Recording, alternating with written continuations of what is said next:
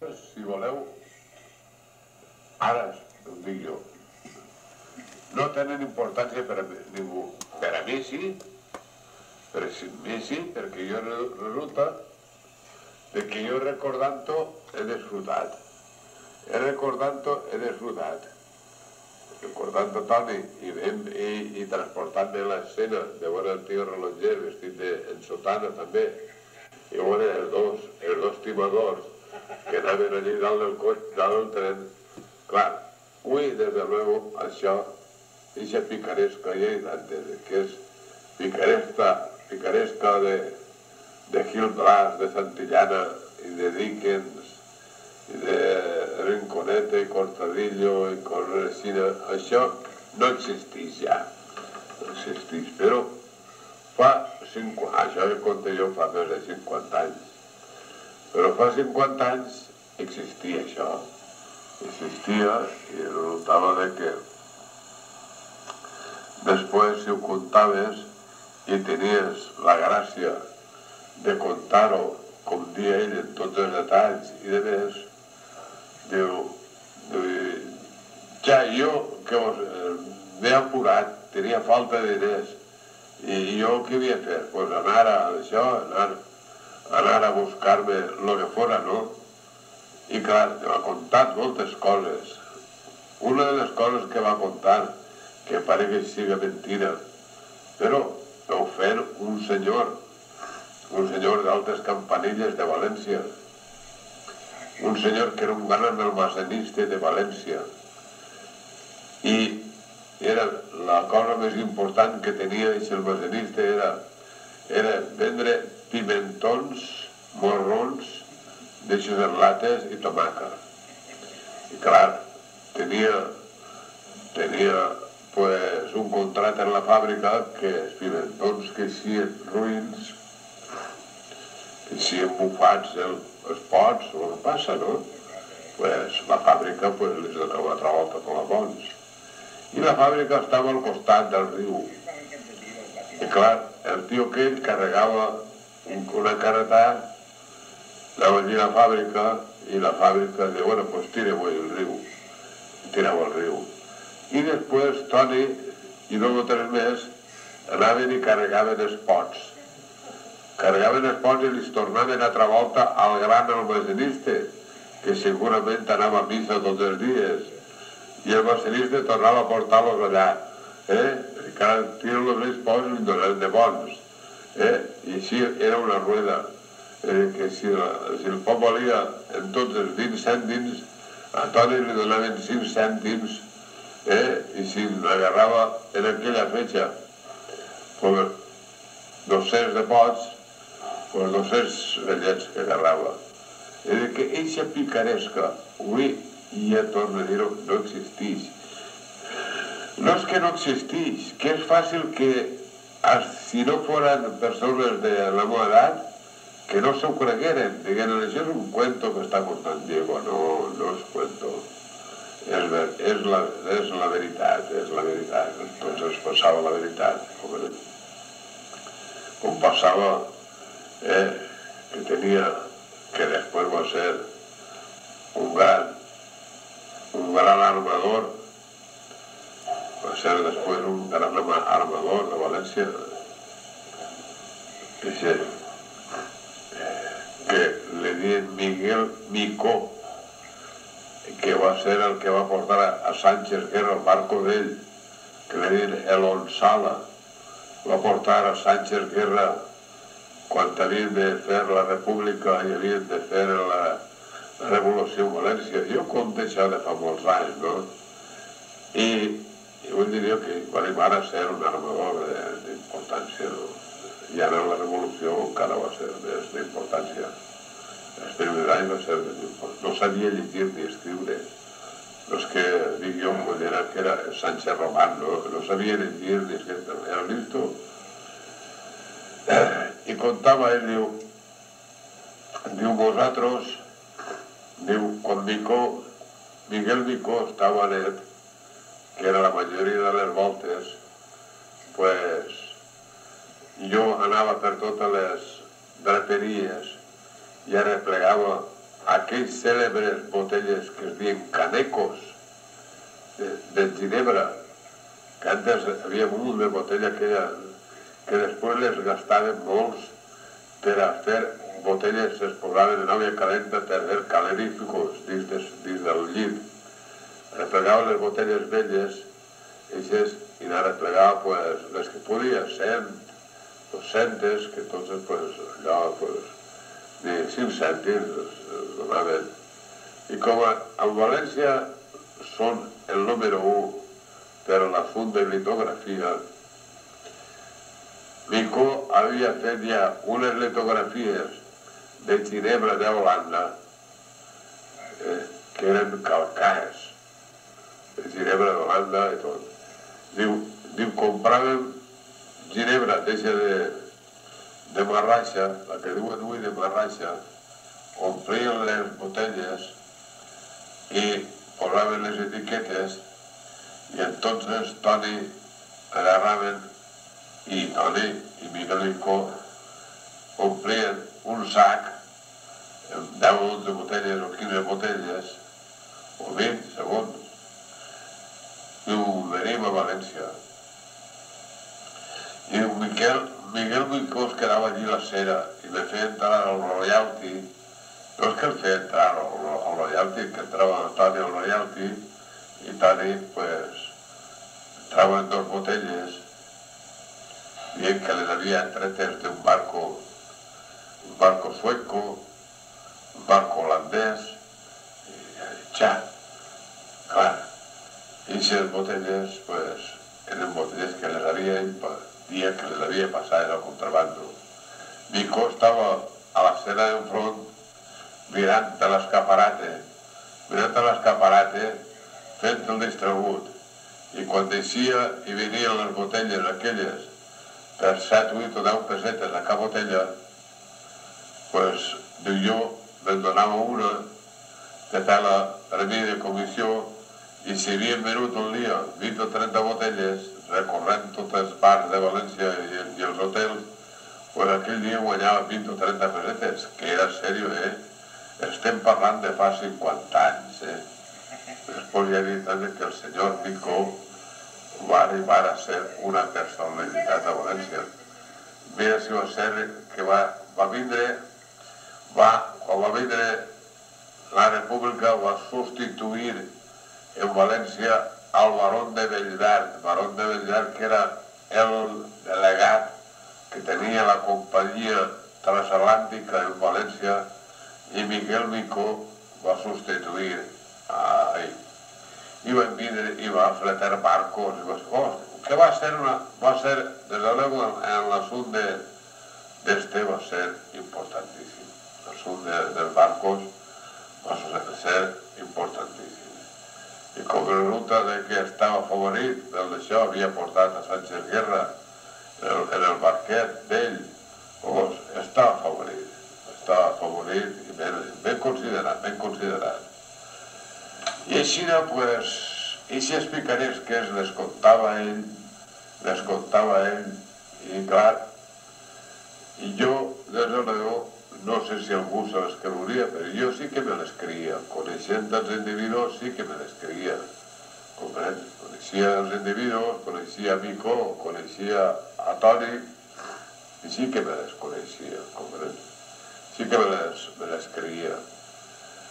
I així jo he recordat i vaig recordant a voltes me s'olvida i al cap de temps quan estàs gravant, jo ho he dit moltes voltes, te s'olviden les coses i després quan t'has parat, al dia següent te recorden, hòstia, jo sabia, va passar això, va passar l'altre. És a dir, que en Dènia havia tipus cèlebres en la picaresca, cèlebres que avui no estan. Avui no hi ha ningú. Aquí venen molts individus i francament hi conten coses. No m'han fet cara ni benejar els músculs de la cara, rient-me, i diem, bueno, és una cosa que segueix d'això, però la cosa aquella típica, no? Aquella cosa que deia Toni, és que no pots convidar a Cervera, no pots convidar a Cervera, a la Pedrera. I jo li dic, per què? Diu, per què no? Perquè treuen les botifarres i no les rosega. No rosega les botifarres. Les agarra, se les posa al paladar i les esclafa en la llengua. I així ja li pots fomptar botifarres que no s'ompli de cap manera. Perquè si almenys les rosegara, donaria temps. Tots, no, ell les esclafa a més en la llengua i fa un xuplic i pegadins. I diu, almenys posaria a d'això i diu, mentre tu te'n menges una, ell ja s'ha menjat 7, com ells. I diu, no pot anar perquè anem a parts iguals. No pot ser. Resulta que jo sempre ells perdent, digue Toni, diu, sempre que vaig a veure amb ells, sempre ells perdent. Això, pues, tenia una gràcia gran, fora com fora, tenia gràcia, igual com el dia que estava net i jo si fera així el Juan José guanyaria unes pesetes, dic, pues nada, a fer el Juan José. I resulta de que pues ves a València i contrata la companyia era buscar a 5 o 6 actors i actrices i portar-les a fer el Juan José. Ell feia de director i de primer actor. I arriben així i el dia antes de vindre me toca per telèfon i diu, no sé si es podrà fer la funció. Si està anunciat ja, què passa? Diu, el galán joven que està agitat al llit. Però què té? Però, està agitat al llit. Però quina enfermetat? Què diu el metge? Si podré, diu, no, si no ha anat al metge. I això com és que no ha anat al metge? Diu, no es tracta d'això. Es tracta que el galán joven, el traje que tenia, resulta que el germà ha anat i ha anat a la casa de compra-venda i l'ha hipotecat. Això com és? Sí, diu, per 10 pessetes, i qui té la papeleta? Diu, la mare d'ells. I entonces què fem? Diu, pues mira, m'envien 10 duros i jo trauré la papeleta i el galán joven, dic, i ell què està? Diu, content, està agitat al llit content, i dic, bueno, jo no puc alçar, així estic en canoncillos, i el meu germà, pues, ha agarrat el traje, i s'ha anat ahir a la tenda esta, i ha anat filant. Van agarrar les 10 pessetes, vaig empenyar els 10 duros, i ja va vindre les 10 pessetes. El recibiment que va tindre Toni aquell dia, esperant-lo a l'estació, això no existeix ja. Ni podries fer, encara pagant-los, no podries pagar tota de dia. El tren arribava a les 12 i, clar, anar tota de dia. Tota de dia perquè era el moment culminant en la qual eixien tots de treballar i havien d'anar.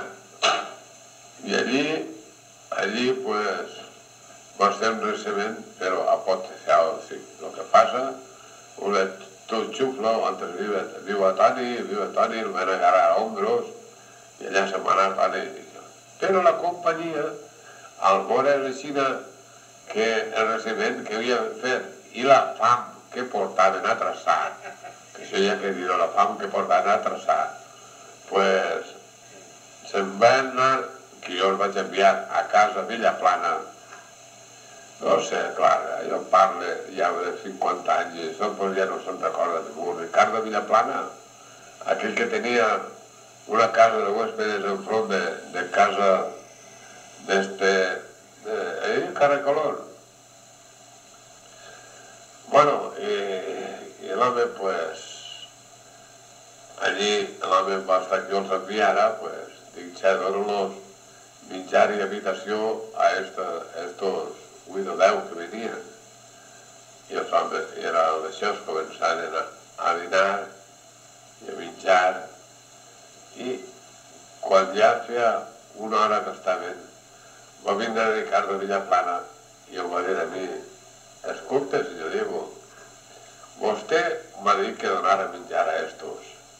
Sí, dic, què passa? Diu, ja porten 4 quilos de botifarres i de morisses menjats entre 7 o 8 quilos, o 9. Diu, 4 o 5 d'això. A més, l'ha fet una paella.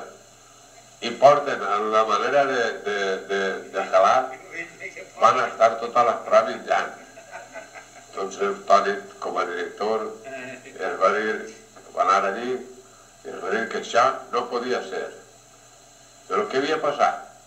Que els homes menjaven, però anaven aguardant-se dels cabassets, com ells, dins dels bolsos, una botifarra, una altra llonganisses, i l'última hora Toni va abocar les llonganisses i les botifarres i va dir, això per sopar a la nit.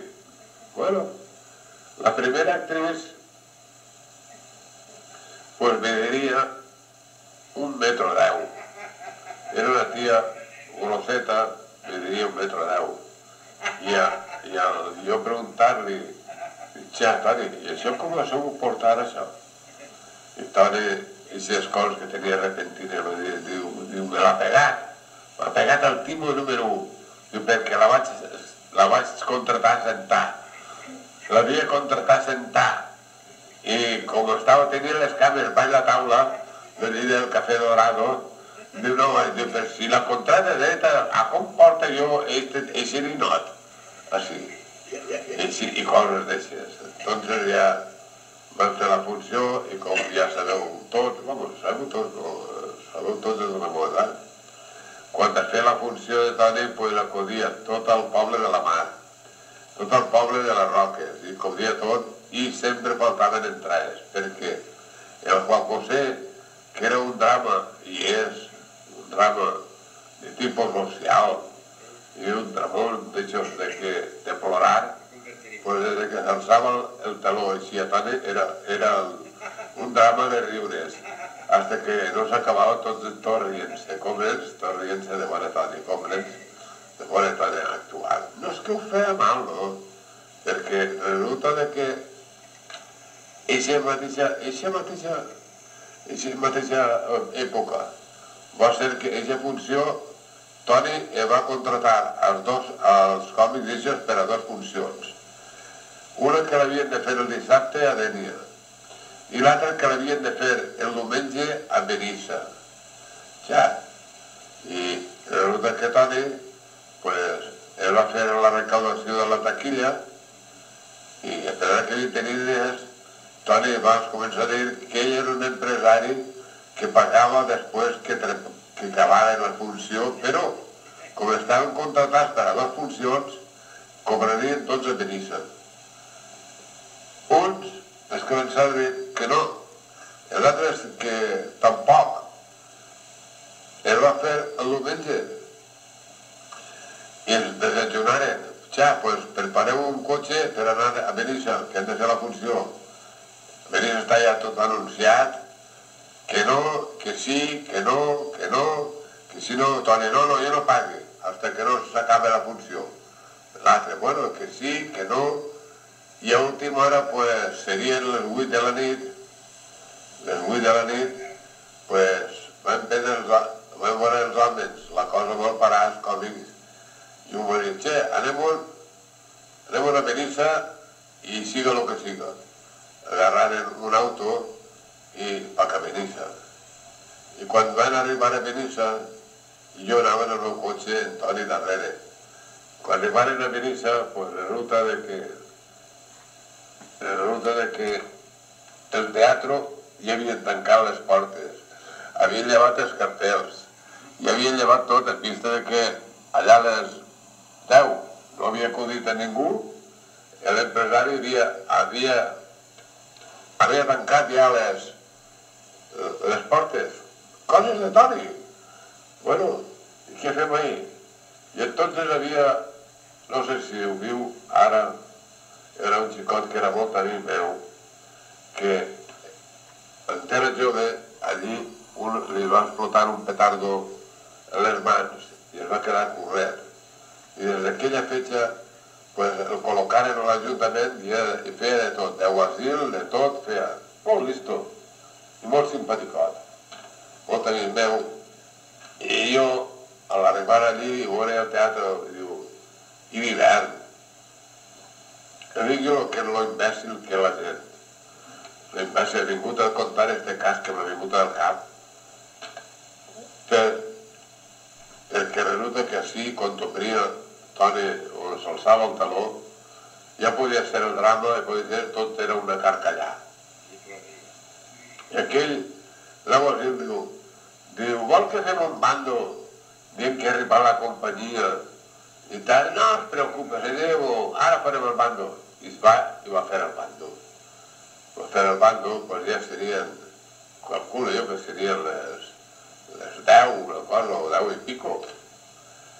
I es va donar el fenomen, que això no s'ho pot explicar ningú, que la funció s'havia començat a les 11 i a les 11 no quedaven entrades ja.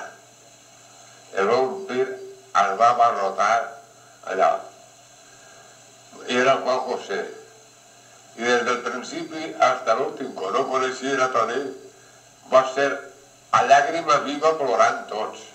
De veure el que patia aquell home Juan José en Rosa, que se l'havia deixat, perquè resulta que era un treballador i clar, l'argument és que és un treballador que no encontra faena i el capatàs de l'obra es fa querido de la dona d'ell i ell va molta Rosa i Paco sin Rosa i tots allí plorant.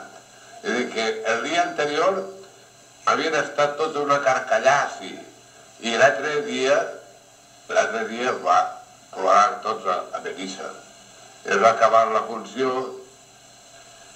i donàrem allí un cafè, va pagar religiosament Toni a tots i quan va passar el cotxe, el primer cotxe que anàvem cap a València, s'anaren tota la companyia cap a València i Toni es va quedar allí.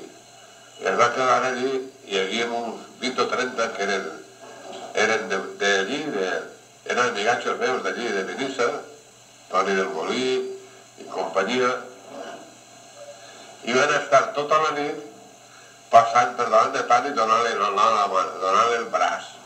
I ell, sense ficar-se, que eren els mateixos. I a l'última hora em feia, Xan, desconjuntaran el braç. Però és que no està tan remei que tot el poble és alçat i tot el poble ha estat ahí, mira ja la cola que hi ha. Nosaltres mos hem dit, sí, bueno, ja, i no han deixat entrar, i menys que la joventut no l'han deixat entrar. I s'alçava una i s'arrimava a la porta del cafè, ja, feu el favor d'anar, bon home, ja està bé. No havia ningú fora, com eren esperant de res. Érem nosaltres 5 o 5, 10 o 12, cridant la enhorabona, ha estat vostè colossal. I gràcies, sense ficar-se qui era el que li donava l'enhorabona. I això són coses que recordes, dius, ja, és possible. Toni se va vindre en tota l'operació aquella, va guanyar 40 duros, que en aquella fetge era una quantitat importantíssima. Era molt important, els 40 duros eren molt importants, i es va salvar una temporadeta. I així va passar a fer moltes coses que la gent, jo ho torno a dir i ho torno a repetir, ho contes ara, i això no fa gràcia a ningú. Però a mi sí que me va fer gràcia. I en aquells d'aquella que deia, sí, va fer gràcia a tots, perquè Toni resulta que en el Juan José hi ha una escena que ell és treballador de l'obra, és un albañil. I clar, ha de vindre així disfressat d'albañil. I la manera de disfressar-se d'albañil és senzilla, és anar tot brut de yeso, dels geps. És a dir, que és quitar-se dels geps, tirar-se uns quants dels geps, anar vestit de... I clar, el que havia tirat els guitar els geps, pues també era guassó, va agarrar el sac dels geps i a punt d'eixir i el va bocar tot. I quan va eixir pareixia un fantasma. Pareixia un fantasma i ell ni es va donar compte, perquè després no es va desmaquillar. És a dir, que el va maquillar en el sac dels geps. Després va anar al cafè i vestit dels geps, comprens, el vestit de tot, no es va ni donant mans ja tenia prou. Tinc el braç ja desfetxat. Ha hagut un èxit tan gran que fins el retor se'l sap. Ell diu, el retor que s'alça de matí a donar la primera missa. Diu, se sap 3 hores antes, comprens? T'agarant a la nora bona, comprens? Era que algú li digui, mira, fins el retor ha vingut a donar-te la nora bona, no? I clar, l'aguacil, que era un xufló, doncs, encara ho feia més gran, comprens? Encara ho feia més gran, feia, ara posa el cola, home. Posa en cola que aquí, això, vam sopar aquella nit allí, o vam sopar, no, vam resopar, perquè era després de la funció. I allà a la matina, que quan els còmics anaven al primer cotxe que passava per allí, no ens havia passar del matí, nosaltres agarràvem el cotxe i ens vinguérem a Dènia. I així, i esperar a l'altra. Exagerat, pues. A voltes dia unes coses que eren verosímils i altres voltes que feia gràcia, però dies, això no pot ser. És el que va contar ell mateix ahir, quan va anar a Massamagrell, no sé quin poble era, d'ell de la província de València. Dic, ja. I resulta que en el mateix dia estava el cèlebre Vico, el gran actor Vico, que feia una altra funció en un altre teatre que hi havia enfront. Diu, i nosaltres fem una obra que es deia La Carcajada. I entonces ell explicava el que és la carcajada. Diu, la carcajada és un que està enamorat de la dona i la dona pega a fugir i es torna loco. I solta, quan s'entera, per comptes de plorar, solta una carcajada. Una carcajada i tot xat. Diu, pues nada. Diu, i això és la primera escena. Diu, i al seu taló hi estava el sargento de la Guàrdia Civil, la dona, diu, i tres xiquets més d'ell, i el resto